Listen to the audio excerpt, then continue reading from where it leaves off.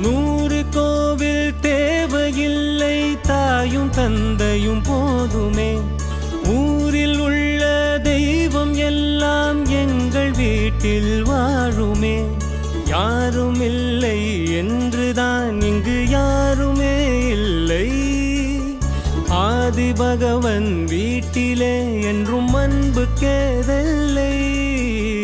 100 கோவில் தேவையில்லை, தாயும் தந்தையும் போதுமே.